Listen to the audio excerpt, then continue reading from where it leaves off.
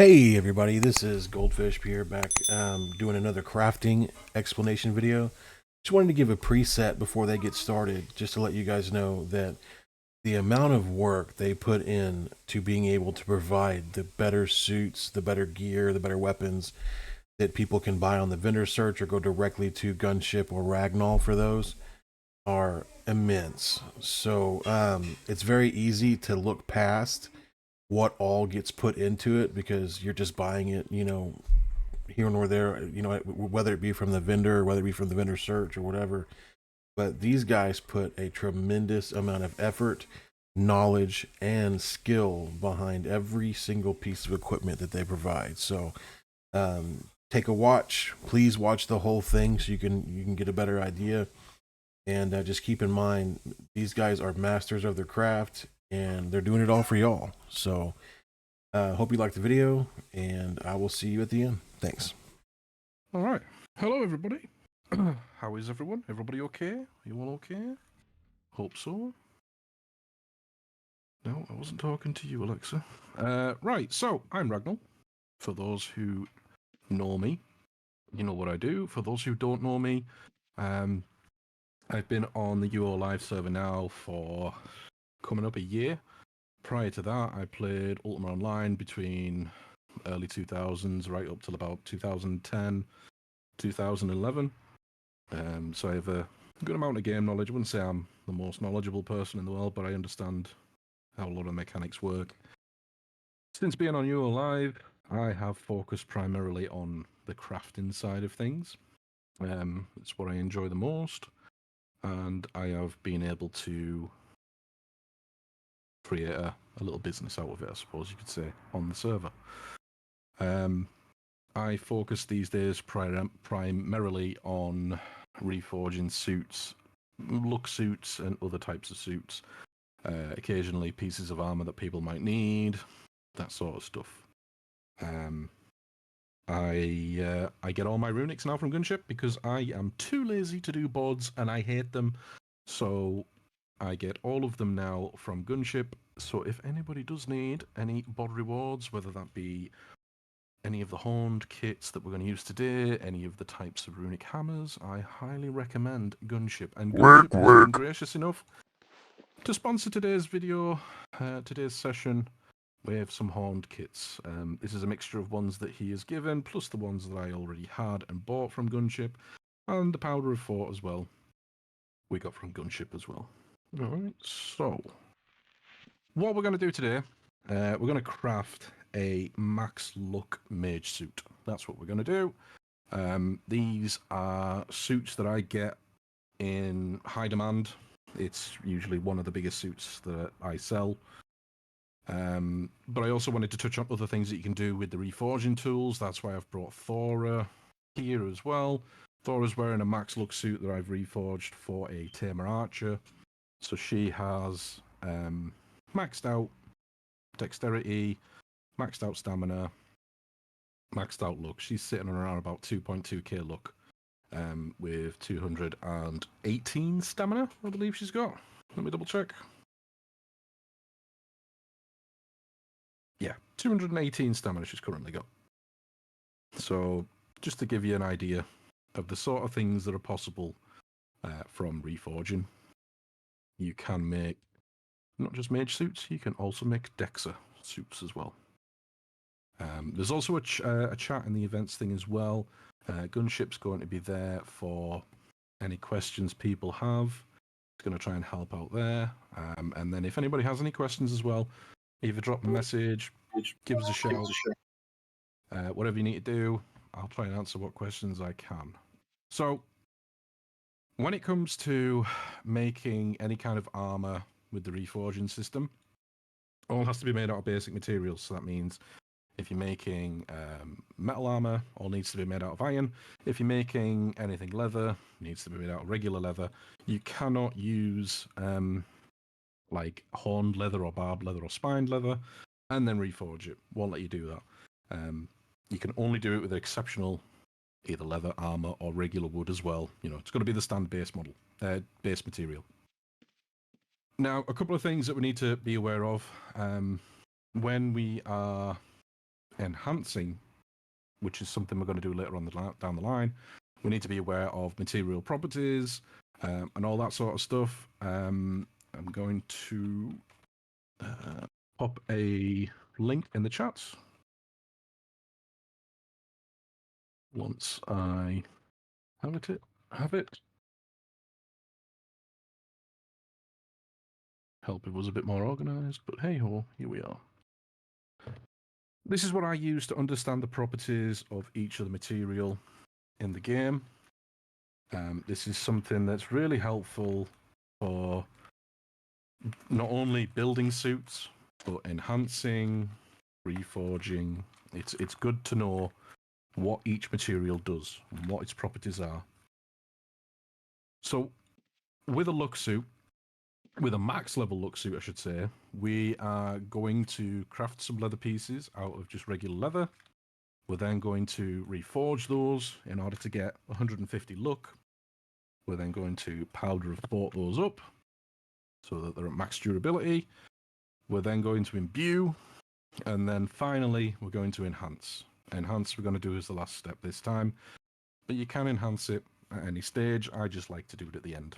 I think it finishes the suit off nicely as everything comes together. Now, I already have a few pieces that I've sort of, for anyone in the UK, I blue petered, and here's what I made earlier. But we're going to run through the process, and there's also some things that I want to point out whilst I'm crafting these as to why I do things in a specific manner and why I look for specific resists when I'm making a look suit.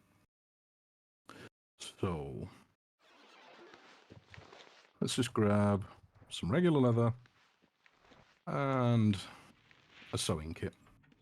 We're going to choose that as regular leather, and let's make some, I don't know, some gloves. This pair of gloves has come with 8 physical, 8 fire, 8 cold, 7 poison, 5 energy. Pretty balanced resists. Now, we're going to be reforging, and then we're going to be enhancing with spined leather. So the first thing I want to check is, what am I going to get if I enhance this piece of leather with spined leather? Well, I know from experience, I'm going to get 9 physical resist, and I'm going to get 40 luck. So, if I take into account the fact that I'm going to have 5 pieces of armor that are going to be enhanced with spined leather, and I'm going to get 9 minimum per piece, well, I'm essentially getting, what? 45 physical resistance for free. So I don't need to worry about physical resist. So what I'm going to do is craft a crap load of leather gloves until I get one with really low physical resistance, because that's a resist I don't need. The points that would have went into physical resist will then go into the other resistances, so it makes my life a little bit easier when it comes to balancing out the resists further on down the line. So if I craft a few, you'll see the variants of them all.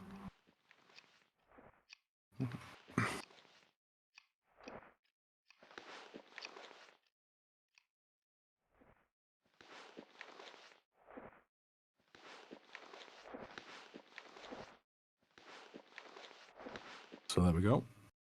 We've got 4, we've got 6 physical, 6 physical, 8 physical. There was a pair here with 2 physical. That's actually very good. So what I do, so the most intensive part of this is crafting the parts out of regular leather to try and get as little physical resist as possible. 2 is actually the lowest you'll be able to get. Naturally, you can look at using a anvil of artifacts, but that's a whole kettle of fish on itself, and something that we'll probably look at in another sort of class. I think is probably the best way to address that. We'll start looking at some of the advanced tools like the anvil of artifacts and stuff like that. So with this one, look suits that we're going to enhance with spine leather, we want as little physical as possible. And if you look as well, whatever isn't in physical, that's been spread across the other resists. So, you know, it bunks up the other resists. So later on down the line, it makes things much easier to balance out, like I said. So, in this bag, these are all just pieces of leather armor that have all got like between 2 and 3 physical resist. I try not to go any higher than that. I do aim for 2%, but it's not always possible. So, let's get naked.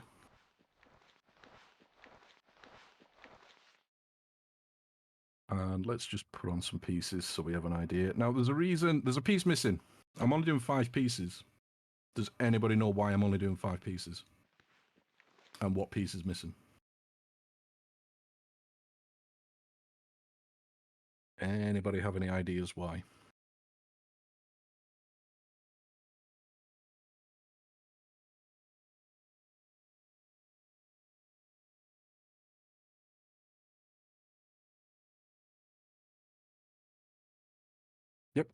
Yep. Everybody's right. Yep. Pretty much.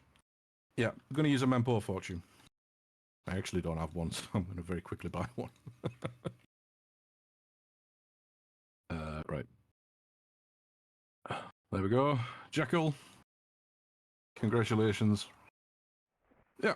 So I'm going to use a Mempo Fortune. I'm going to use a Mempo because 300 luck. That's just too good to say no to. 1 mana regen, and it's going to give us some resistances as well. Those are going to help balance things out. You can see there's all resists here. We've got 29 physical, 53 fire, 47 cold, 48 poison, 63 energy. Now, I am a human, so my max energy resist is 70. Elves, obviously, get up to 75.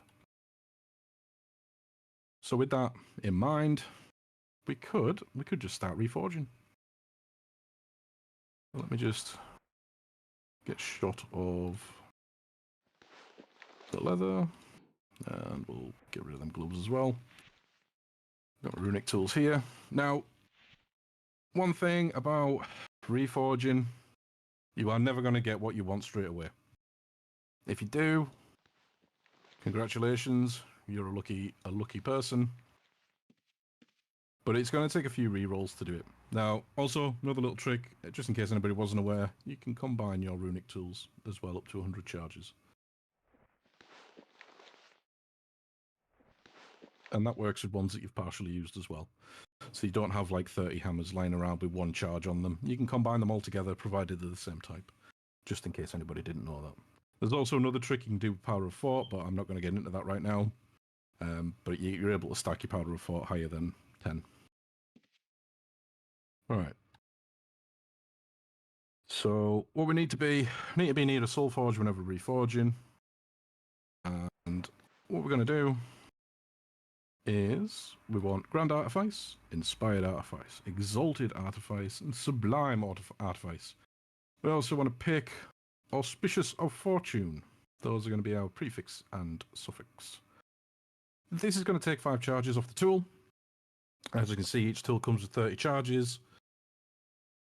You do the maths, you're potentially going to burn through a lot of tools. There's a reason why I have this many tools, and that's because I burn through quite a lot. Yeah, me and Jeff. So Jeff's got our spare pieces. Again, these are all just pieces that have just got very low physical resistances. I'm not bothered about what the other resistances are. All I'm focusing on is having the physical as low as possible for this suit, because I'm going to enhance it later on down the line. And with the 54 physical that I'm, the 45 physical I'm going to get from the suit, from enhancing, that's going to put me over 70 physical resist. So I don't need to worry about that. I'm only worrying about the other resists. So, the RNG gods are not with us today. So we've got 40. One thing we can do as well, and one thing you'll see on one of my vendors, is having 140 luck is not necessarily the end of the world. You can make lower luck suits, and people will still buy them. There's always a market for those. Or you can also just sell those individual pieces as they are, as offcuts. People can do what they want with them then. They can take them home, they can imbue them, they can reforge them. Well, they won't be reforged them, but they can imbue them themselves and put on whatever they want. That's usually what I'll do. I'll any offcuts and stuff, I'll throw them on one of my vendors for like 20, 25k a piece, depending on the luck amount. People can then integrate them into their suits if they want to. So let's have another crack. 110.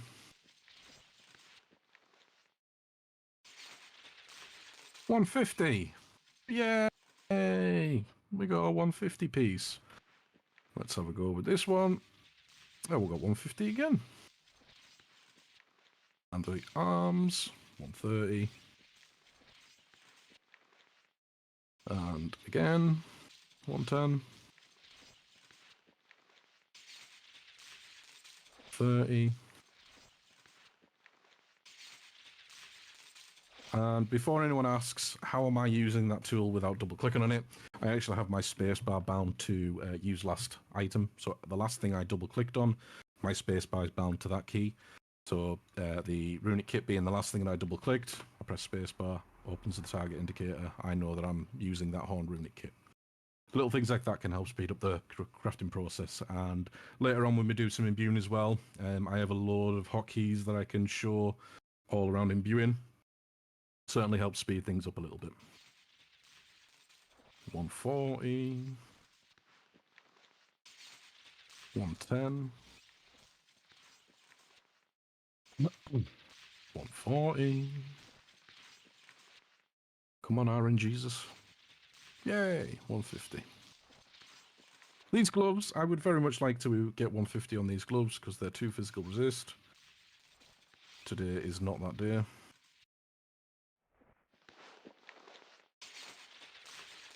Today is the day. And then just the cat left. Oh, are we going to get it?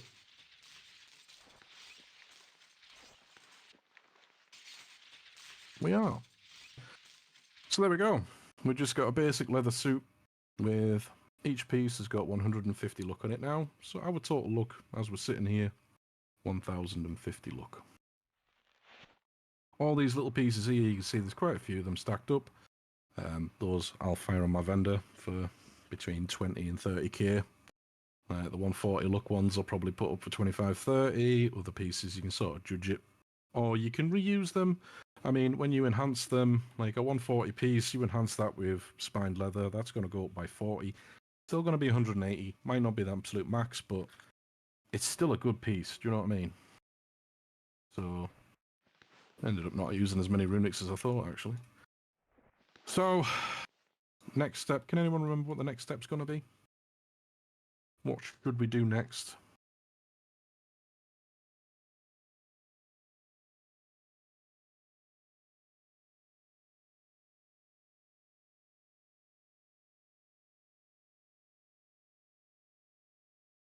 Powder, powder, powder, powder, powder. Yep. Absolutely right. Powder of 4. Do not make the mistake that I've done on... There's actually a suit on my vendor currently, well, at least there was last night, that is a max look suit, and it has like 49, 50 durability on each piece. I imbued without without powder of 4 in it. Don't make that mistake. I would always say, once you've reforged it and you're happy with the piece, powder it, because you'll forget otherwise.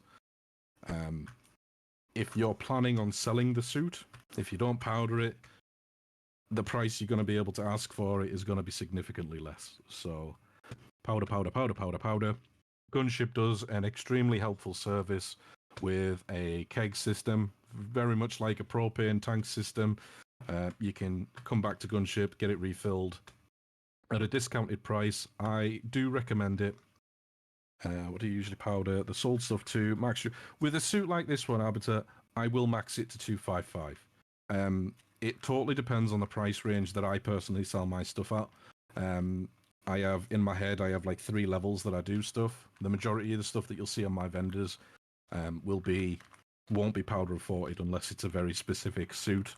And the reason I do that is it helps keeps the costs down for the customer, and realistically, suits will wear out eventually, so it means that there's going to be return custom. I know it sounds probably bad, but it is mainly because it helps me keep my prices down as much as I possibly can. Even if you buy a suit and you've got 39, 40 durability on, it's still going to last you a good while. You're going to make back what you're going to make back in dungeons more than you spent on it. You know, and my gear, my suits, my ones that are on the vendors, are generally just ones that are designed to get people into dungeons and get them into content so they can start making money. And then once they make money, they can sort of build a newer suit from there, something a bit more long lasting. So that's what I generally do. These suits, with them being max luck, I will powder these up to 255, which is why I've got a big old pile of it here. Again, double click it once, and then because I've got my macros set up, I can just hit the space bar, and it's going to let me take the durability all the way up. There we go.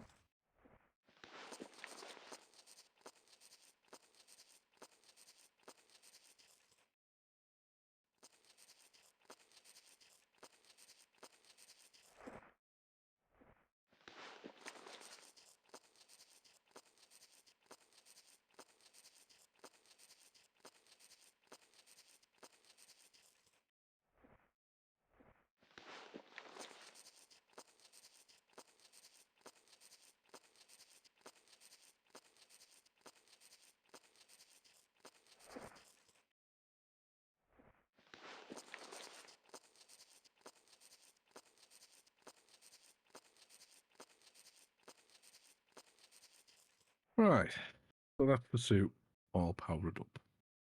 Does anybody have an idea of what we're going to do next, or any thoughts on what we should do next?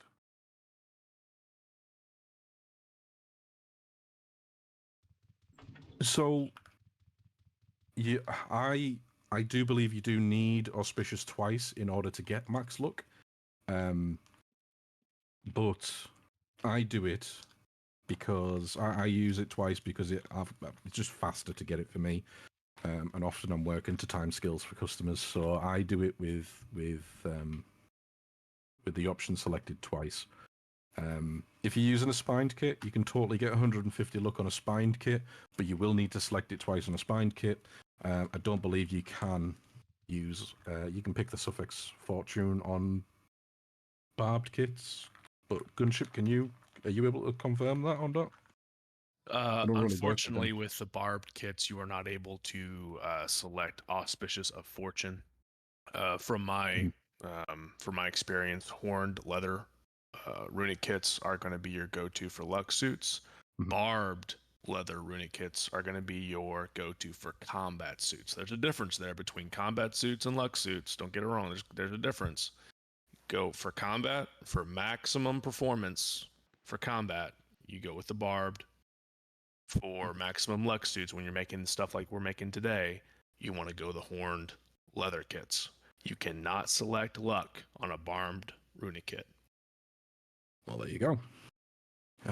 But for science, let's find out what happens. So there we go. We only selected once, but we've got a second modification there that we do not want. We've got energy at 15, luck 130. We do not want other modifiers. So let's try it again. See if we get something any different. Hello? Are you working? Oh no, it's because there's only one charge left on there. We'll add another one to it. Yeah, there we go. Mana increase 9, mana regen 3. So that's why you select 2. You select both of them, it'll only do the luck. If you select one, you've got a chance of getting random. And we want to eliminate the RNG element on this, because what we're going to do is build this suit to a specific set of things, of mods. And we want to be able to control that process throughout. So that's why, yeah. There we go. So the next step. So Arbiter says imbue. Where's the lamb sauce? Says enhance. So here's the thing. You could go either way with a luck suit. You could enhance it. You could also imbue it. Personally, like I said earlier on, I like to enhance last. I like to imbue next. And what I'm going to do, I ain't doing anything with physical. Again, because we're going to enhance with spined leather, we're going to gain 40 luck. We're going to gain 9 physical per piece. So physical is going to be at 70 resist no matter what I do. So by imbuing anything with physical, it's just wasting a slot. One thing I have forgot is my Bora pelts, because I'm just going to quickly buy some. They're in the chest. Never mind. I'm going to steal some. I haven't got enough, and I'm going to buy some. Borer pelts are used as for max level resist imbues. So this person is about to earn themselves a nice little bit of money today. Normally, I would not be buying them. I would go out and farm them, but because I am not that prepared, I've been out all day. I haven't had a chance to go and farm them. Borer pelts drop from borers, as you can imagine. Highland borers have a 100% chance of dropping them. You can find those to the northeast and northwest of the royal city in Termur. They will drop them every single time. The other types of borers have a lower chance of dropping them, but those are two places you can find them. And they are very handy to have. It's not uncommon for me to have 1 to 200 in stock at any time, because they come in handy for max level resist imbues. And because with this suit being what it is, I'm going to be putting at least 1 max resist imbue on each piece of this. But that'll only give me 4 resistances that I'll be able to put on, and there'll be a 5th piece of armor left. That 5th piece of armor, we'll have a look at what the resists look like, and we'll boost up wherever's the lowest. I try and aim for a minimum of 60 resists across the board with these suits. Luck suits are notoriously difficult for getting enhancements. You just use Runic kit once to get. Yeah, so what I mean by that, Trillium, sorry, is... Yeah. So with the Runic Reforging... Soulforge... So with the Runic Reforging, I've selected Grand Inspired Exalted. It's only given me 1 prefix or suffix to choose from. Now if I reforge this, it's going to give me the luck stat, but it's also going to give me other stats along with it, which is not what I want. By doing Sublime as well, choosing of Fortune, Auspicious of Fortune twice, it intensifies it being luck is the only thing it's going to roll for. So when I reforge, I'm guaranteed only a luck roll. I'm not going to get things like mana increase, mana regen. I'm not going to get things like damage eater, energy eater, that sort of stuff. With this specific suit, I want to control what mods are on the armor, and all I want is luck, because everything else I'm going to imbue. And like I said, this is going to be a mage / like a tamer suit. So we're going to have LRC, we're going to have lower mana cost, we're going to have some mana regen. That's what I want on the suit. I don't want things like mana increase and regen and stuff like that. So by using... Sorry, mate, go for it. And just real quick, and when you're looking at that Reforge screen, we did an entire class, I think it was 2 weeks ago, that breaks each thing down. So if you're a little bit lost in the sauce, you can go ahead and reference back what that Reforging menu means and why he's doing what he's doing. And this is just putting that class into application on a high-level suit. Yeah. Yeah. So by having the two mods, the 2 prefix suffix names, it's going to give us an only look. I mean, you can change that. Like this is so. In order for me to actually get Thora's suit, which is dexterity, stamina, and luck, I actually imbued the lower mana cost. What I did was, I had 1 mod was Auspicious of Fortune, and the other mod was Animated of Haste. What that's essentially going to do is give me 1 dice rolling on the luck mod, and the other dice is going to roll on stamina and dexterity. So if I actually reforge these pair of gloves with these 2 mods selected, there we go. We've got stamina regen, and 150 luck.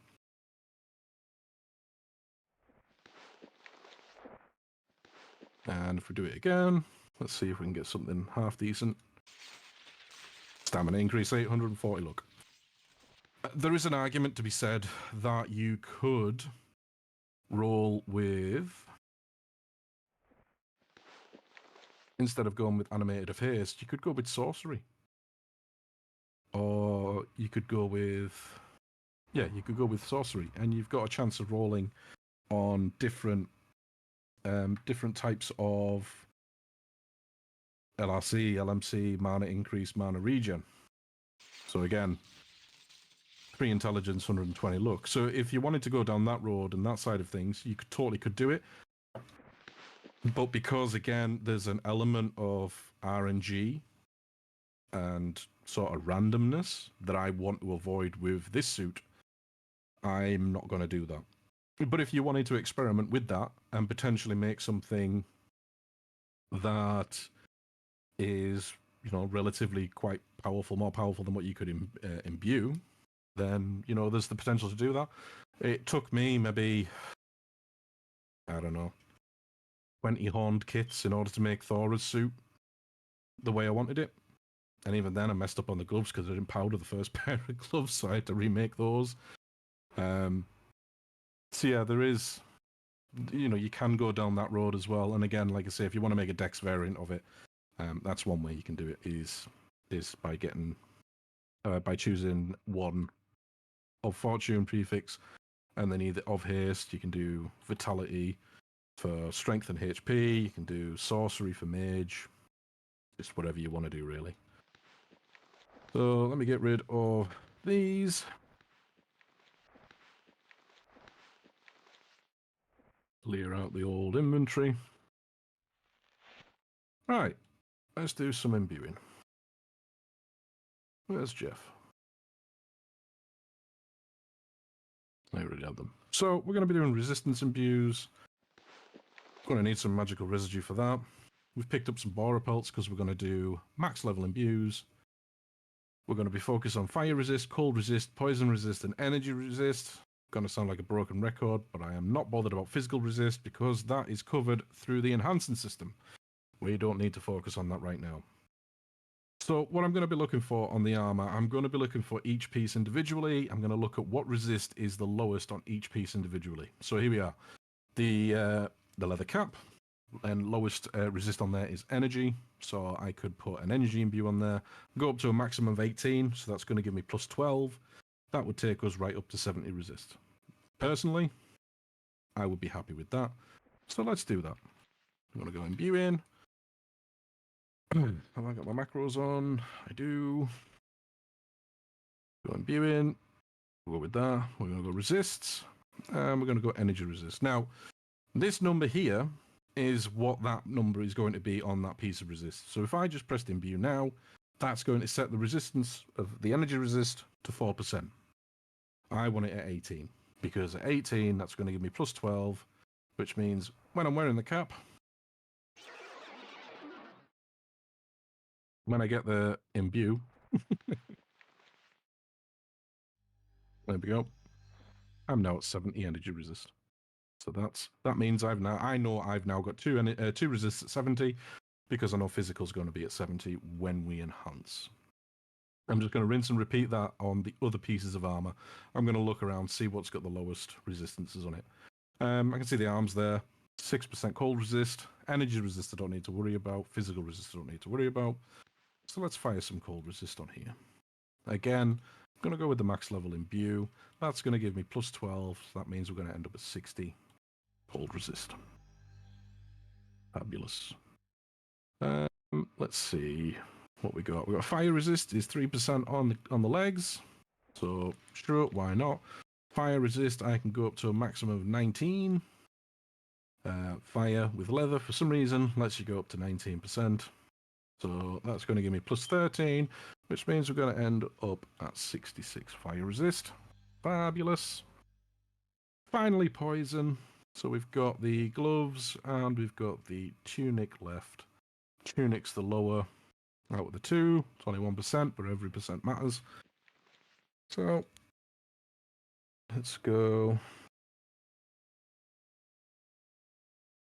Absolutely. I'm going to shadow what Gunship has just said in the chat for those who haven't got the chat open.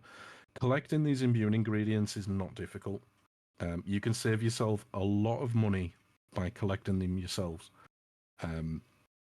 Getting into the Abyss is where the majority of imbuing things, the Stygian Abyss, that's where you're going to find the majority of essences and a lot of the rarer materials. Even if you don't intend on doing a lot of crafting using them, a lot of crafters will pay big money for it. all you have to do is just have a look. Just literally select yourself, go on to vendor search, and just type essence. Type in essence, it'll pull up every single type of essence. You know, essence of direction, yeah, diligence. See, these ones aren't so much, but then once you get into things like essence of control, enchanted essence. Enchanted essence are always one. Relic fragments are always a good seller. You know, essence of control, 9,000 each. Doesn't sound like a lot, but you go into the abyss, go to the goblins where they spawn, where these spawn from. You'll pick up 20, 30 of them in a 10 to 15 of them per champ if you've got a luck suit on. If you haven't got a luck suit on, you might pick up maybe 10, 11 of them. That's 90k for literally 2 minutes of work. They also drop goblin blood, which is used to make Repon slayers. So, you know, once you've done one run in there, you've then got the tools to make a decent Repon Slayer to go back and farm them even quicker. Essence of Control is actually used to make swing speed, 30% swing speed imbues, so that's why it's relatively popular. I farm a lot of these. I have a ridiculous amount currently in storage. But yeah, as you can see if you just go through them, you'll get a rough idea of what they're worth, what other people are selling them for. You can make a lot of money. Right, so we were doing poison on this one. Poison, we're going to do 18%. We're going to fail. We'll try it again.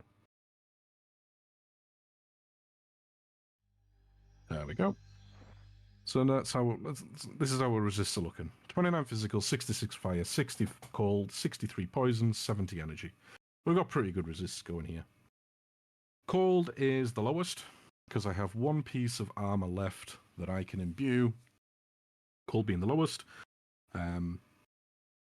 Knowing what I know from experience, cold resist is 6% here. I can 70 that.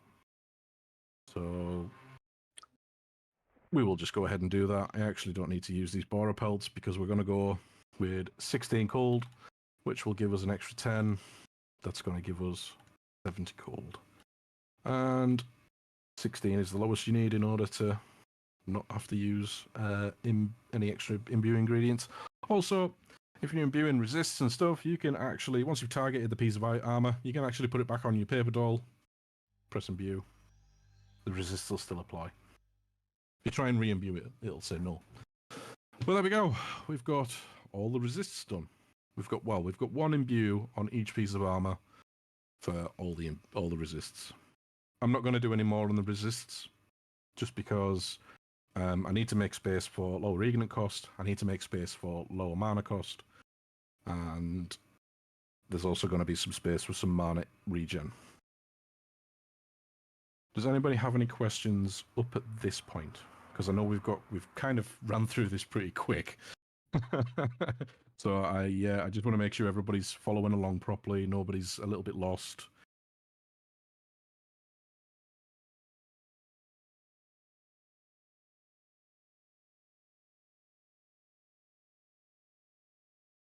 So the issue with this Arbiter is it's very difficult to get all 70 resists. Now, if I was to use up another imbue slot, because we've got to keep in mind, each piece can only have 5 imbue slots. The luck is actually taking one of those slots. So if we think about it this way, we've got a resistance imbue, that's 1 slot. We've got the luck taking up a slot, that's 2 slots. I've then only got 3 slots left for lower regen cost, lower mana cost, mana increase, or mana regen. And I want to be able to get the resistances up as much as possible, but I also want to balance it with all the other bits as well. It's difficult to get all 70s. Exactly it. Yeah, exactly. It's not a true melee combat suit. Generally, it's tamers. So I'm already wearing the Mempo. Trillium. So I'm wearing the Mempo, so I know what these are the final resists, essentially. The only thing that's not 70 currently is physical, but as I've said, and I will continually say it, when we enhance with Spined, we're going to gain 9 physical per piece. That's going to give us a total of 45 extra. Obviously, 45 plus 29 is over 70. That's what, 73? 74. So we're going to be over cap on physical by a few. It's not going to give us any fire resist, and it's not going to give us any poison resist. What do different types of leather give you enhancement-wise? So spines look physical, but what does barb and horn give? That link that Gunship has sent to you, Mr. Lamsauce, that will show you the material bonuses for every single material in the game. So those numbers that you see there is essentially what it will give you if you enhance a piece of regular leather or a piece of iron. Them numbers that it displays is what will be added to it. So you can use that if you're enhancing like loot, like a shield or something. Say that you're short a few resists and you wanted to try and bunk it up, you could enhance a piece of armor with a specific material and potentially get all resists. So the flip side of this would be, once I've finished the suit, I would actually make a shield out of iron. I would enhance it with gold. I would reforge it to get 150 luck. I would then enhance it with gold, and by enhancing it with gold, like the metal gold, that would actually give me 2 physical, 2 fire, 3 cold, and 3 energy. And I could then also imbue some poison resist. I could imbue some fire resist. So by doing a weapon and shield extra, or as an add-on for a customer, I can actually balance the resists out full 70. But this suit, with it being a mage-based suit, is more aimed at a tamer because it's not very frontline focused. You're going to be at the back casting spells. You're going to have a pet or something that's going to be doing all the main damage. So, yes, it's lovely to have all max resists. It's very hard to hit on just suit. You've got to keep in mind as well, we haven't got any jewelry slots. So getting 4 fire resist and 7 poison resist on a bit of jewelry, that's a very easy thing to do, And I like to leave the jewelry slots open if I can, because it opens up a lot more customizability to people.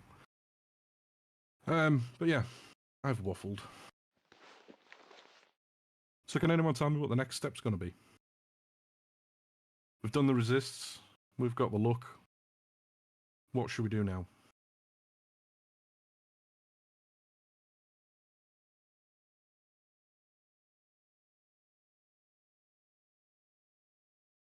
Okay. Yeah. We're not going to enhance it just yet. More imbuing. Yeah, absolutely right. There's a reason why we're going to do some more imbuing. When we enhance it, it's going to add more stats and things to it. And that could potentially hamper with our imbuing rates.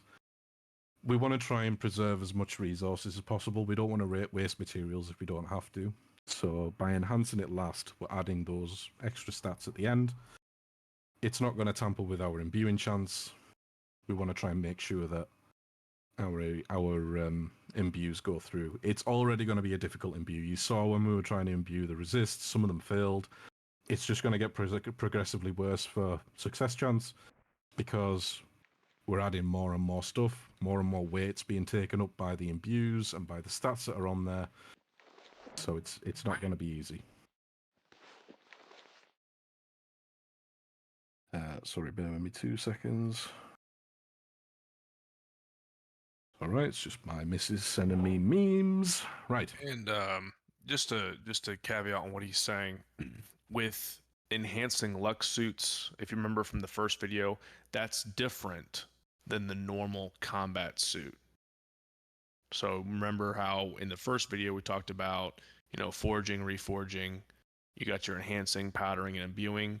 On luck suits, you're really trying to optimize every single piece of resource available to you in that gear. So when you're making high-end luck suits, that's why the process is a little bit different, if you recall from the first video. Yeah.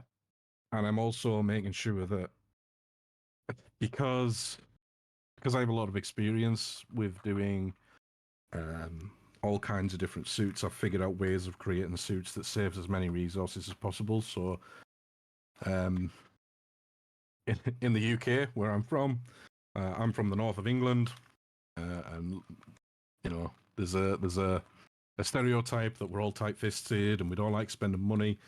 That follows me into the game as well. If I don't have to waste the resources, I ain't gonna do it. I did just buy some fairy dust there because I was trying to farm some yesterday and I was getting sick of them. I didn't need it. But we actually want the fairy dust because we're going to put 20% lower reagent cost on all 5 of these pieces. That's going to give us 100 lower reagent cost. Again, freeing up a slot on the jewelry for something else. Faster casting, faster cast recovery. I can't play a mage without 2/6 casting minimum. Just because, I don't know why, just the way it is for me. So we're going to put 100% lower reagent cost on this suit. Now, even down to which imbues in which order we're going to do, that's something that we also want to take into account for trying to be as frugal as possible and save as much money as we can and not waste anything. Lower reagent cost is going to use magical residue. Magical residue is the lowest of the 3 in main imbuing reagents. It's the easiest one to collect. It's the cheapest one. We can waste a bit of that. It's not the end of the world if we waste a bit of magical residue. Relic fragments, on the other hand, relic fragments go for like what? Is it about 100k currently for relic fragments for 100 of them? Let's have a look. Relic frag. What's the current price on these? Oh, there we go. 10 for 5k. Not a bad price though. Yeah, it adds up. Reagent, is that not right? You can say it whichever way you want. Imbuing, whatever works for you, Trillium. Yeah, we're looking at like 70k for 100 relic fragments. That's a lot. I don't want to spend money on that.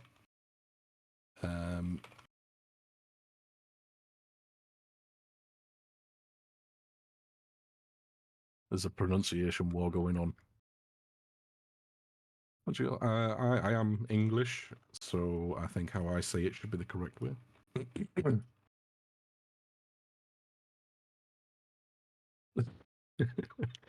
Yeah, and here we go. 5k for 50 magical residue. So magical residue, we can waste a little bit of that. Relic fragments, we don't want to waste any of that. Those are a pain in the bum to collect. They're not cheap.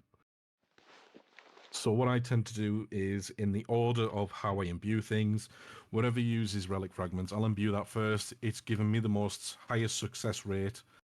So once the resists are done, I'll then, and we've got the resists where we want them, I'll then look at imbuing the stats and the mods. I'll always go with the relic fragments first. I know from experience that low mana cost is going to use some tourmaline and it's going to use some relic fragments. We're going to go with 7%. Are we going to go with 7%? Hang on. Yeah, 7 times 5 is 35. We're going to go with 7% lower reagent. 7% lower mana cost. In total, that's going to give us 35% lower mana cost on the suit. So we will blast through that real quick. We're going to fail a bunch, but...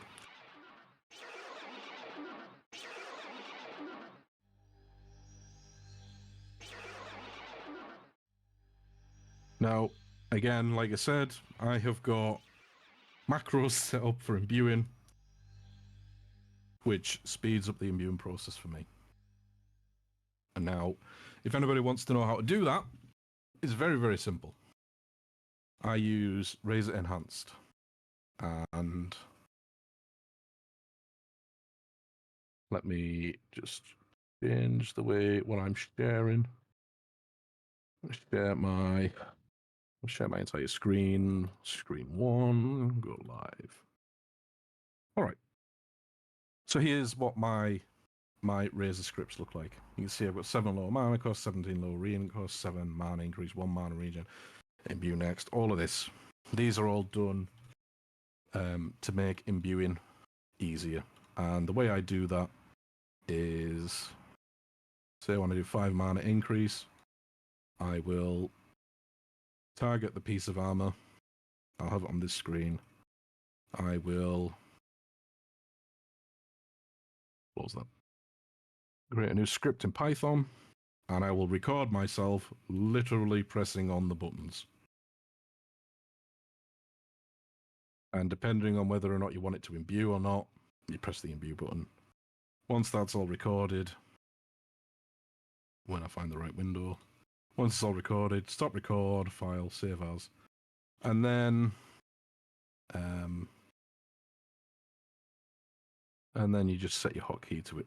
So you go into hotkeys, script, list, and you can see them all here. Here's all my hotkeys that I have set up for Ragnall. I have a second profile on Razer for Ragnall that's for weapons. And it's exactly the same, just a load of scripts set up, but it's all for weapon imbues as well.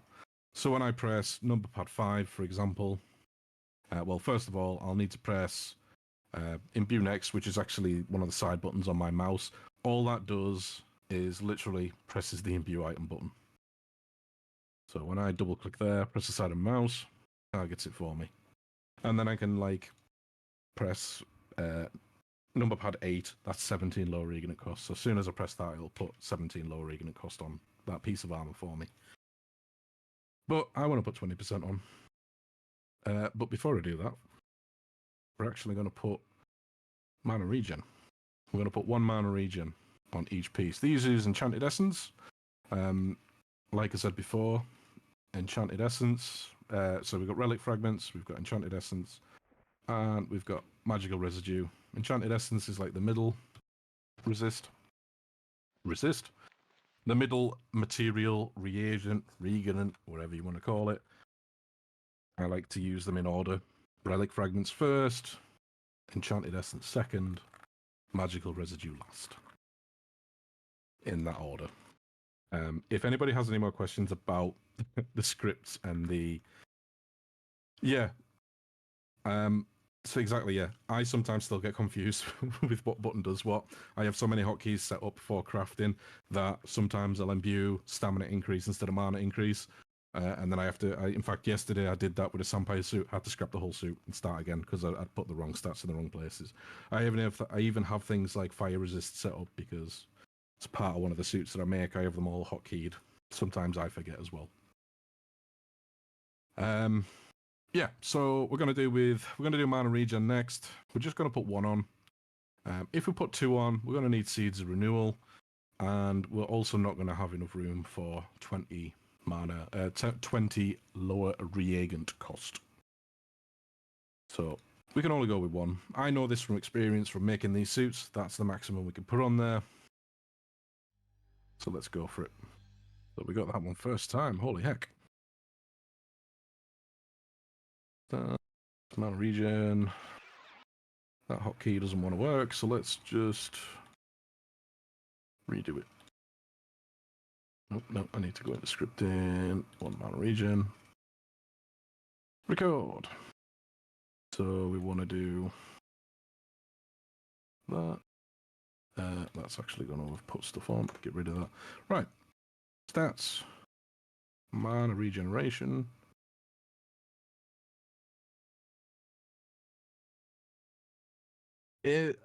Ascertain.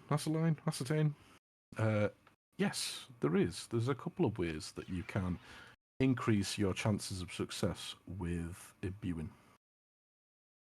But I can see Gunship was already answering that, so I'll let Gunship answer that.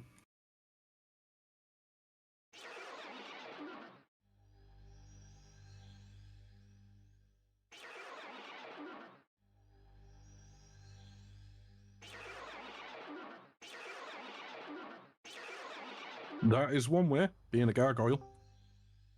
There's actually another way as well. There's certain areas, so you got the Royal Forge in Terma, yeah, exactly that. The Royal Forge in Terma can give you a slight percentage increase. I don't know what the increase is off the top of my head. And also, Britain's crafting area, the Britain crafting area will also give you, I think, a 1 or 2% increase if you reforge. If you imbue there. You'll also gain a boost to your Brit coins there as well. If you do any crafting at the Britain crafting area, you get a couple of bonuses. I think it may be Trillium, but I don't know for certain off the top of my head. I don't know if they are exactly the same. I do it all at my house because I can't be bothered traveling around.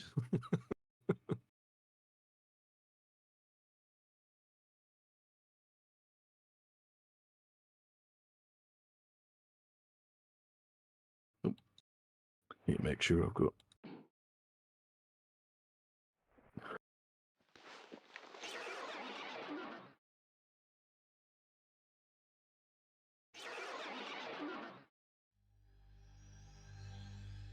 There we go. We got the gloves. 20 low regen cost, 7 low mana cost, 1 mana regen. Very nice. Very nice. See, we've only got an 11% chance of success. So. Oh, it's going to do it again. There we go. Huh. First time. I'm getting really good RNG on these.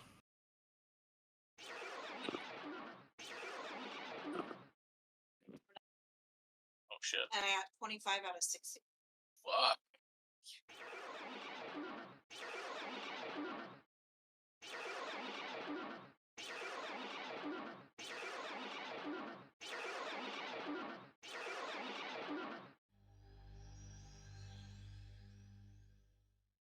Yeah. It's an amazing feeling when you've got like a 1 or 2% chance of getting an imbue and you do it first time. Oh, we've missed the lower mana cost on that helmet. Let's fire that on real quick.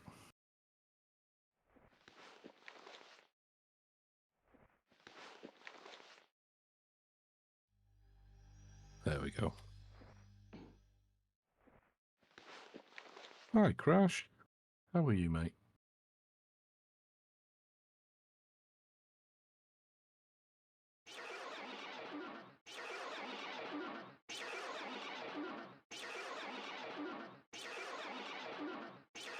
Right. Yeah. So when you're imbuing, unlike reforging, right, which is rough on the RNG, and then enhancing, which if you don't use certain tools can be detrimental to your gear. Imbuing, when you're imbuing, it only takes the cheap stuff. So we're talking magical residue, we're talking common gems. Your rare resources are safe.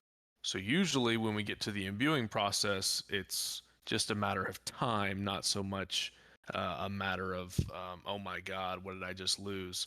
Considering, you know, the reforging process and the enhancing process, imbuing is easy. Imbuing is the easy part of this. Yeah. Imbuing is not subject to RNG outside of actually getting it. You're not going to lose any. So when you're imbuing something and it says, like what we've just done there with the 20 lower reagent cost, we needed 10 fairy dust. It's not going to, yeah. Yeah, you can spam that the re-imbue last button until your heart content. The only thing you're going to lose is a bit of magical dust and potentially a few gems. You're not going to lose the special ingredients. So Bora pelts, fairy dust, essence of control, I think is needed for max level low mana cost. Yeah, you're not going to lose any of those. But you'll just lose a bit of essence or a bit of relic fragments. And so that's also why I say I imbue using relic fragments first, then I'll do the enchanted essence, and then I'll use magical residue last. And that's because if I fail, I'm not too bothered about losing a bit of magical residue because it's cheap and easy to get. Relic fragments, as we looked, it's currently 70k for 100, whereas we can get 50 magical residue for 5k. You know, where you, if you had to buy some, where you're going to put your money? You're going to put it in whatever's the cheapest. That's going to make you the most profit, essentially. So that's why I do them in a specific order. And all of that just comes down to looking at the imbues that you're doing, and you know, have a notepad up. Have a notepad up with the sort of things that you're going to be making. If you're making a specific suit, keep track of what you've done. You know, because it certainly helps, because you can refer back to it at a later date.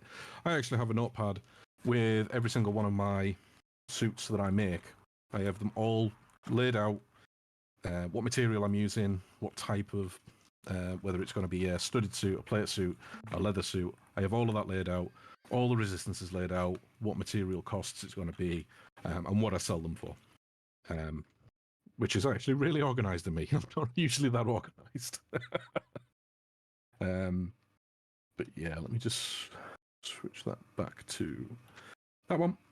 Okay, so we've now got 100% low reagent cost, reg cost, whatever you want to call it. We've got 35 low mana cost.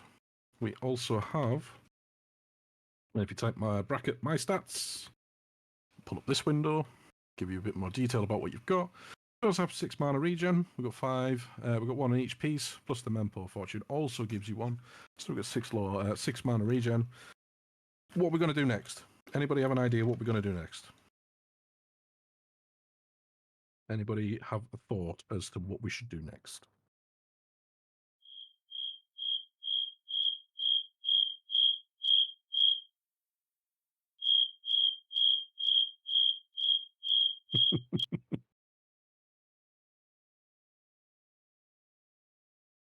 Could always buy more runics. Yep, I know a guy. Enhancing. Everyone's saying enhancing. No, yeah, we are. We're going to enhance now. So enhancing, we're going to enhance each piece with a bit of spined leather. And if we were to just take a sewing kit and make sure we select spined leather as the material that we're currently using, we go to enhance and we try and enhance this tunic, for example. There is a very, even at 120 tailoring, which I am at 120 tailoring, there is a significant chance we are going to lose the item. The item will be destroyed. Yes, Arbiter, I 100% am with you there. I get to this point, realise they haven't used any powder of fort, and have a small cry in the corner, reassess my life, and then probably log out for an hour or two and make a cup of tea. Yeah, I'm 100% with you. Yeah, so if I was to just try and enhance this, there's a very high chance that I am going to fail it. The reason I'm going to fail it is because of the mods that are currently on the armor. Even though it's a reforged minor, it says minor in the title, it's technically on par with a major artifact or potentially a legendary item. Which means it's got a very heavy imbue weight. Its stats is very heavy. It means that if I try and enhance it without any assistance, there is a good chance I am going to fail. And we do not want that. There is an item we can use, the Forged Metal of Artifacts. Now, the Forged Metal of Artifacts comes from the UO store. Under the Miscellaneous tab, scroll over a couple of times. Here it is. It costs sobs. There is no other way you can get this outside of the Ultima Online store. You can get one with 10 charges for 1,000 sobs. You can get one with 5 charges for 600 sobs. Therefore, it is more cost effective to get the Forged Metal Artifacts with 10 charges. For any of those people out there who are looking at crafting armor to sell, and this suit is the sort of thing that you want to look at producing, you are going to need the Forged Metal of Artifacts in order to do the enhancing part. Now, that's 1,000 sovs. That's a lot of money for a lot of people. The way I work out this in terms of what it costs a customer, if they want, like how I convert this into the price of a suit like this, I go to the Stone Exchange, I have a look how much it costs for 1,000 sovs. In the gold conversion, it's 1 million gold for 1,000 sovs. 10 charges, 1,000, that's 100k per charge. That's if you're doing it at cost. If you're doing it like selling charges, you could potentially get away with 150k a charge, 125k. That's for you to decide. But if you're just doing a straight gold conversion at the Stone Exchange, that will cost you 1 million gold. So it is expensive. So this is why generally you would reserve something like this for really nice pieces of armor or weapons. Forged Metal Artifacts will work with other things as well. It's not just tailoring, it will work with blacksmithy, it will work with weapons, it will work with absolutely anything that you want to enhance. All it does is give you a 100% success rate on enhancing, and it covers all crafting skills. So once you've claimed one, it goes into your backpack, you double click it, it's going to tell you a little bit. It's going to say, like, the next time you try to enhance something, the success rate will be listed below. 100%. Press OK to use a charge. We want to use a charge. It's all disappeared. This has now got 9 charges. The next thing I enhance, it is going to give me a 100% success chance. Absolutely. Exactly what Gunships just said in the chat. Who incurs the cost of forged metal of artifacts? The customer. Add that as a part of your costings. So now we can open up our spined... we can open up... Yeah, that's right, William. So at this point, this suit is theoretically ready to be put on a vendor. Everything is done. It's just this final step is going to essentially give it a little bit extra. And what I mean by that is we're going to enhance it with the spine leather. This is what happens. We've now got 190 luck. Whoop, 190 luck on the piece of armor. Physical resist has jumped up to 11% as well.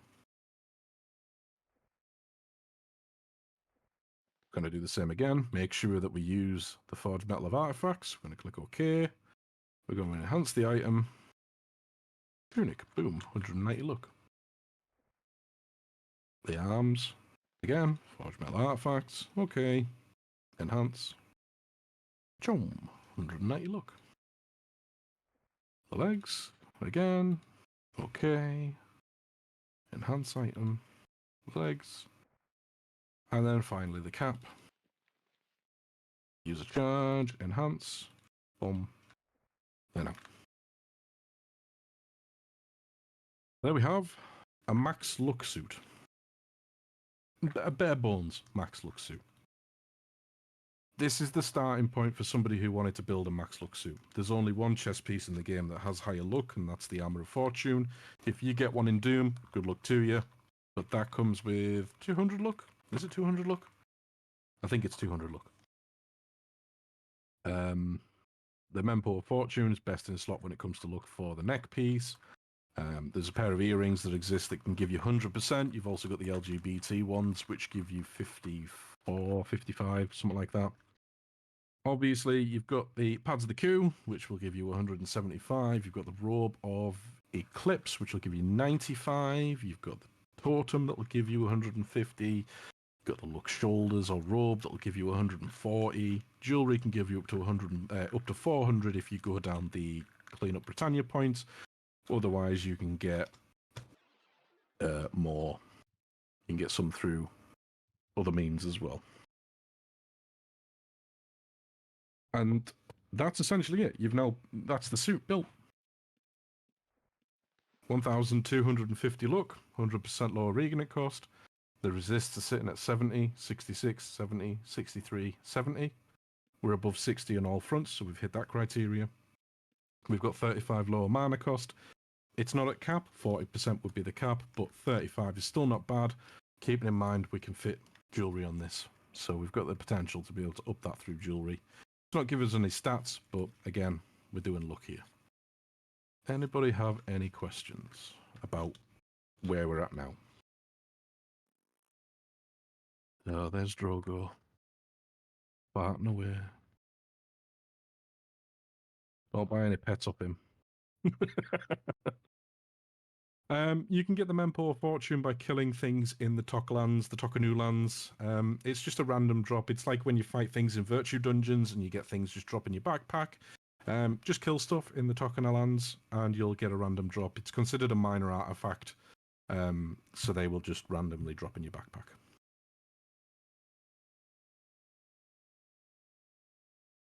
Yeah, you just kill anything. Anything. You can... there's a champ spawn in the Tokanu lands. You can just sit and do that and pretty much farm that way. The Fan Dancer Dojo is another good place. You've got the Hiru, Death Turkey. You know, you could be farming them for rare colours and get one pop in your backpack. Yeah, you just kill stuff and they will just appear. You can also get things like the dyes and all sorts of other things as well.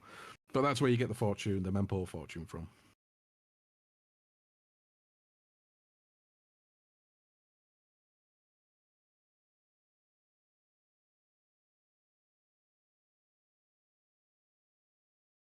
So that's a real good question, Mr. Lamb Sauce, Mr. Ramsey.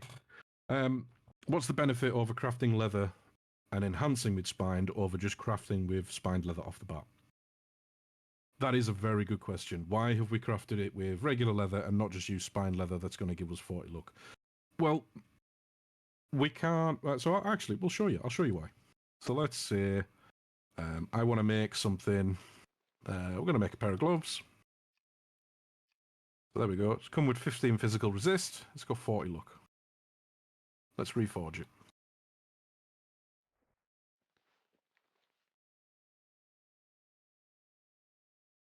You cannot reforge that item. That's why we can't do it with just spined leather.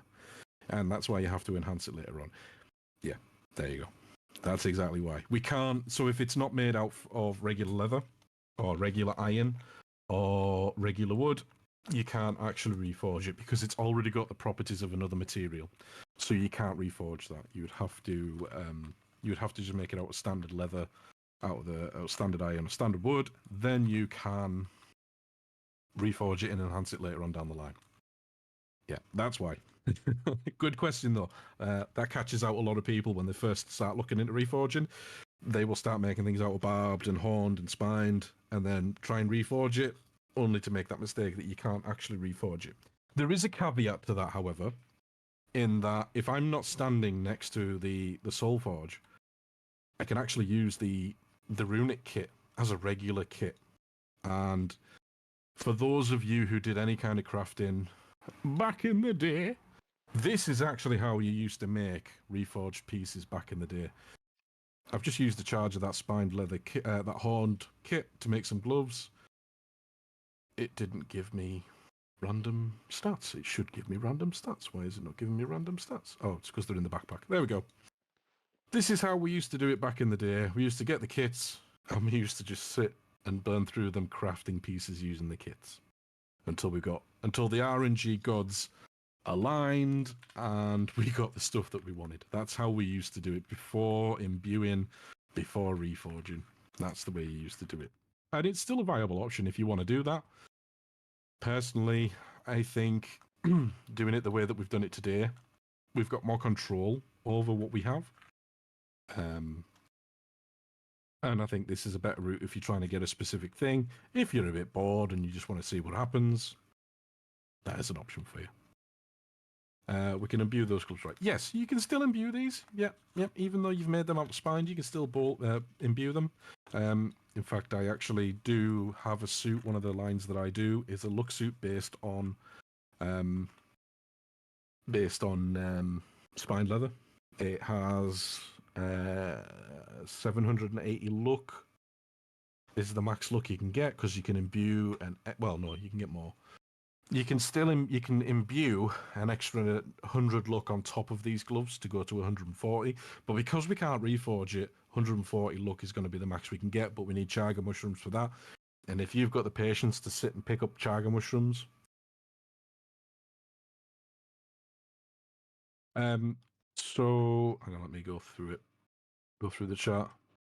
Yeah, Atlantia, exactly, but it was always fun, especially on Heartwood. Fletching kits were even worse. Burning through all of those, having nothing, and then having to go back to Heartwood. I still have PTSD from that.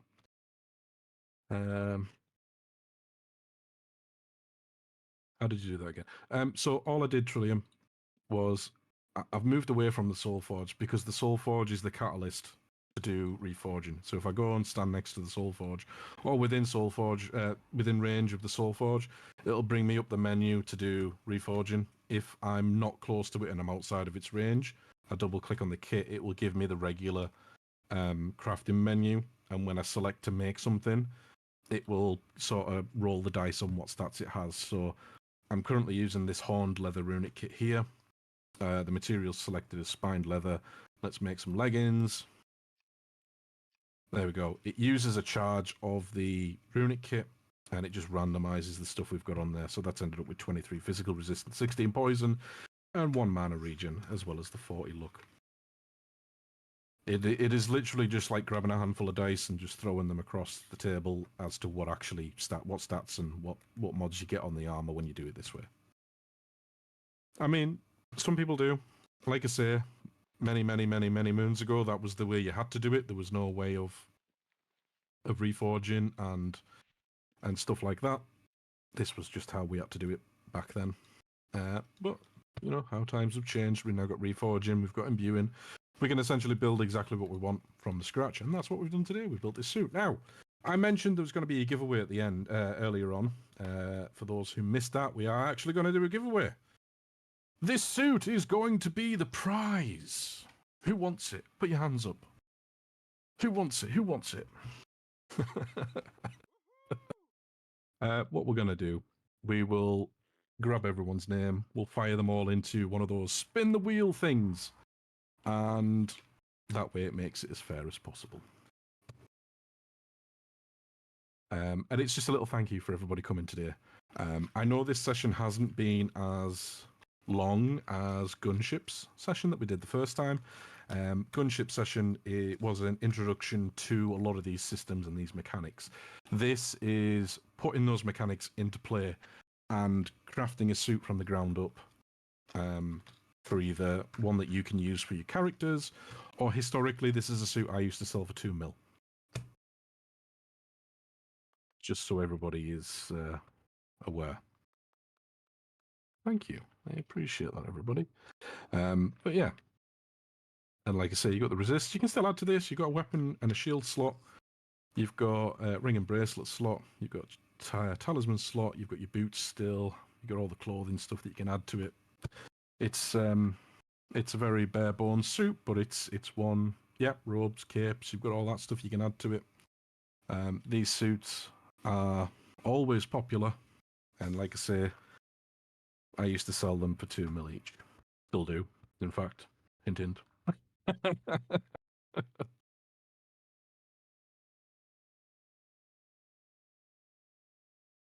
Yeah, and Gunship there has popped in a basic guide of, you know, a slimmed down version of what we did.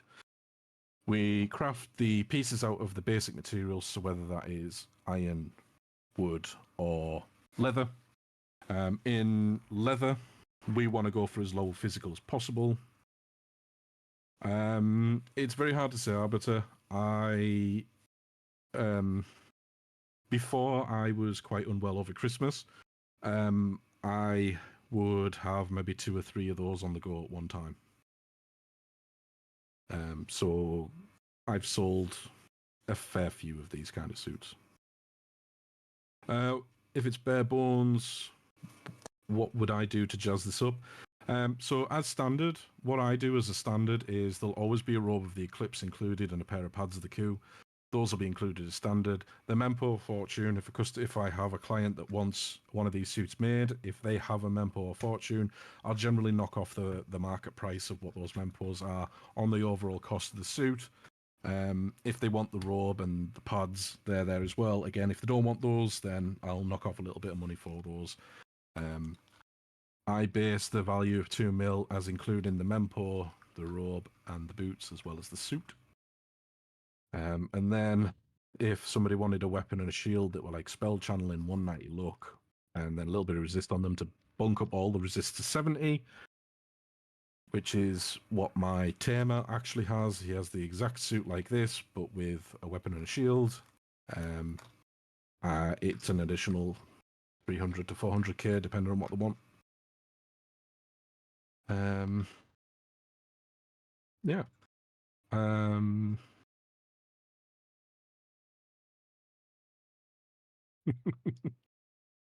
Let me do spin the wheel. Right. I need to add people's names in here. Let's see. We have got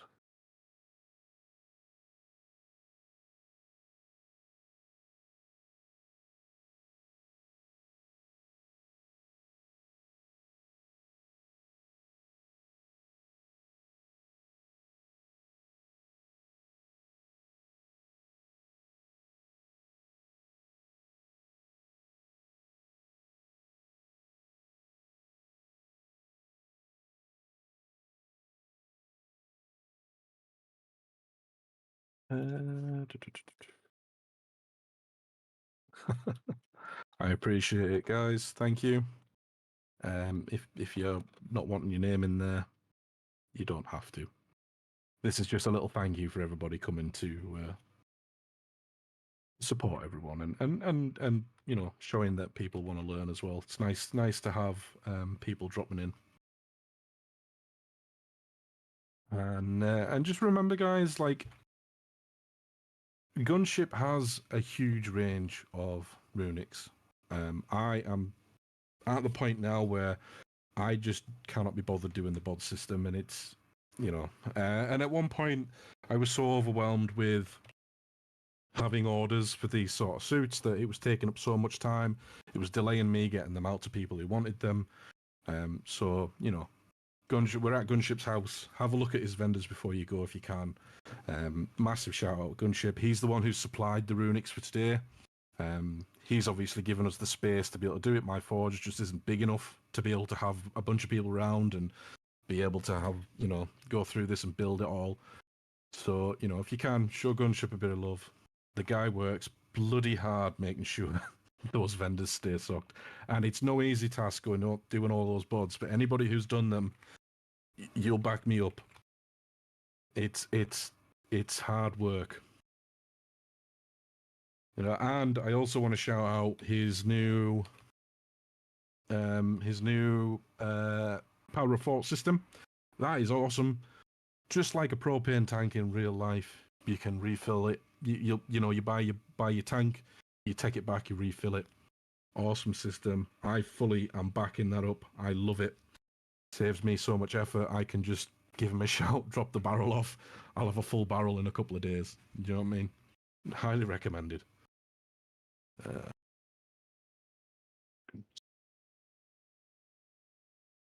I'm just adding everybody to this spin the wheel thing.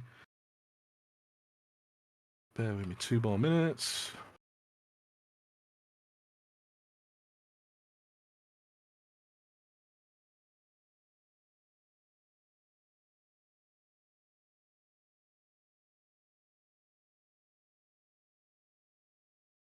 All right, so we've got everybody here. Let me just switch over to sharing my screen. And while Ragnall's doing that, I do want to impress upon you guys that the cost of those runic tools absolutely needs to be included in your price. So the runic tools are not just something that you eat as a crafter. I never eat that. I keep a running tally of how many runic tools that I use for a piece of gear, because you can get yourself in a hole in the red real quick by just burning through a bunch of runics, then realizing, okay, well, you know, RNG didn't like me today. I had to charge the same price. No, the price can fluctuate with how many runic tools you use. So just keep that in mind, because runic tools, you know, first off, it's hours of your time. That's a cost. There's an opportunity cost of what you could be doing with those hours of time besides, you know, reforging, which, I mean, you even look at treasure maps, like there's a cost. So what you include that running count of your runics into that cost, so you're never in the red when you're making these. You know, if you were just to go through without keeping track of any of your resources, then you'll end up in the red very quick because you're just guesstimating. That's all I got. Mm-hmm. Yeah, try and keep a tally of what your investment is, and obviously don't. So I've had a few people ask me about my prices and how I work out my prices, how much my profit margins are. I don't share my profit margins because I don't feel that's something I should share. That's something I've spent a lot of time figuring out, working out. There's little tidbits I've put in today to try and maximize profits and minimize wastage. You're always going to have a little bit of wastage. Nothing you can do about that. There's other ways you can make profit with the things that you have crafted, offcuts, things like that. Anybody who's been to my forge will see that I have the bargain bin vendor.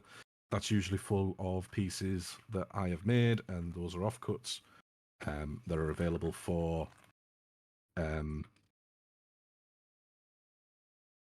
I've made, but I don't really want to turn into a suit, so I'll put them up.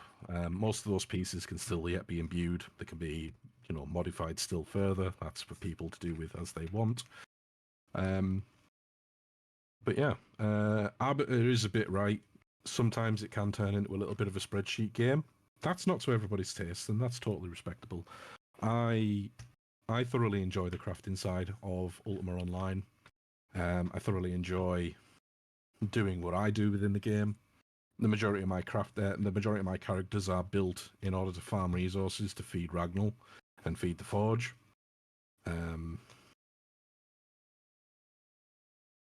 Yeah, Trillium, I actually have the suit one that I have. I have a suit spreadsheet that I use. So let me pull up the link because it's on my checkboxes for a gargoyle character, checkboxes for an elf, and a checkbox for a human. It will take into consideration racial bonuses like the 20 mana for an elf. You can also click. There's also sections for armor types, so you can select one as being studded leather or another one being metal armor. It'll take the passive low mana cost bonuses into account as well. It's really good, and then there's also a section on there for resistant cap increases and decreases. So if you are into armor refinements, that system is also looked after there as well. Right. Shall we spin the wheel? Who is going to win the suit? Are we all ready?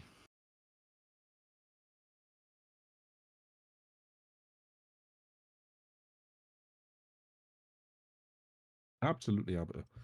There's definitely definitely a lot of interest in that. Right, are we all ready? We're ready. We're ready. We've got everybody's names in the channel. Spin to win. My name's not in that. Do you want your name in it? No. Was that a tie? Oh, Arbiter. Oh. Arbiter. Fixed. It's fixed. I'm telling you, it's all. No, I'm only joking. Well done, mate. There you go. That is a maxed look suit for yourself. Congratulations. Right. I'm going to leg it now. Keep the suit. Fire it on my vendor. No.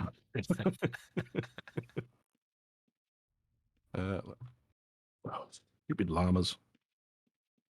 Come over here. Oh, stay. Right, Arbiter, come and claim your suit, mate. Is that Teddy? Is that you? Yeah. Sweet. With all sweat stains from yours truly. So it's some interesting stuff about, luck and Ragnar. I'm sure I can go into much more detail. The stuff like luck affects your chances for, like, for instance, for us crafters, right?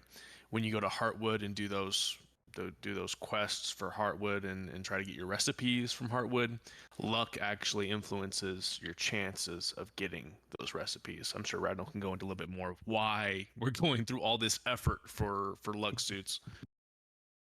Yeah, luck has an effect on the Heartwood rewards. So when you're in Heartwood, that's where you will get things like the Spellwoven Breeches, the Songwoven Mantle, Stitcher's Mittens. Those are all rare recipes that come as Heartwood rewards, depending on which ones. Arbiter, I actually got a pair of them drop yesterday. Finally got a pair of Tinkers for myself. I've been trying for like 6 months to get a pair. Finally got a pair. Thanks, Max. No worries, mate. Thanks for dropping by. Yeah, so things like Spellwoven Breeches. I actually don't have this recipe, but I am still recovering from going there. But I've got the Songwoven Mantle, Stitches Mittens. These are all excellent items. Spellwoven Breeches is one of the bigger ones because that is the max spell damage legs in the game. Like the Spellwoven Breeches, those are needed for spell damage builds. Things like the Pendant of the Magi drops there as well. Scrappers, Condemnum, Scrapper Spellbooks drop there as well. Like I say, luck has an effect on those sort of drops. Luck will also give you an edge in Doom. Doom's point system is based on luck. The higher luck you have, the more points you will get. Therefore, the more relics, runics, the more artifact drops you'll get. So luck does have an effect in Doom. And overall, luck just increases the quality of loot that you get just from killing random stuff. Also, keep in mind, if you're in Fel, you gain an extra 1,000 luck. And there's also the 10th anniversary statue, which drops in virtue dungeons just from killing stuff. Double click that, you'll also gain a luck boost based on the account age that you have. So when I am on Thora, she's currently got 2200 luck. If I go and use the 10th anniversary statue, she's sitting at about 2900 luck. And then if I'm in Fell, that translates to about 3,900, 3,800 luck, because you get 1,000 luck for just being in Fell. And that is active on this server. I have had that confirmed. And the drops that she gets can be perfect. Just like the lamb sauce. Absolutely amazing. You can get some real good stuff. I will be hanging around in the events channel for a bit more. All right, everybody, that was it. Man, so much knowledge. So I'm going to provide the links that he was speaking of in the comments, or I'm sorry, in the description below, and we can move from there. And I hope you guys took this and are able to move forward with it and begin your journey in crafting. See you in the next one.